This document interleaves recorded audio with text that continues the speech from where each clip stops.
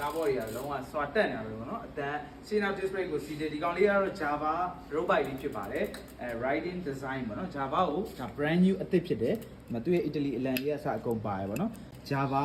ဒီကောင်ကတစ်စီးလုံးက body ရဲ့ aluminum frame ပေါ့နော် aluminum frame သူ့ရဲ့ fork ကလည်း alloy fork aluminum fork ပေါ့နော် alloy frame alloy fork ရှင်းနောက် display ကို C-disc အမျိုးအစားဖြစ်တယ်နောက်တော့သူ့ရဲ့ gear set တွေကကျွန်တော်ပုတ် gear LDU R3 ပေါ့နော် R3 ပုတ် gear ကျွန်တော်ဒီမှာ gear တင်မယ်ဒီကနေပြန်ချမယ်ပေါ့နော်တင်တာတော့လို့တင်တယ်ရက်ပြန်ချမယ် brain နဲ့ gear နဲ့ကတွဲရဲ့ dropper အပြားနဲ့ဖြစ်တယ်ဇန်ကုန်အပြောင်းနဲ့ဖြစ်တယ်ပေါ့နော်တော်တော်လေးမိုက်တယ်ဒီနေရာလေးဆိုလုံးဝသူ့ရဲ့ထူးခြားချက်တစ်ခုကကျိုးအပြောက်ကျိုးကလုံးဝတစ်စီးလုံးအပြောက်လုံးဝမမြင်ရဘူးပေါ့နော်ဒါတော့သူ့ရဲ့ sticker လေးပေါ့ဒါတော့မခွာတော့ဘူးပေါ့နော်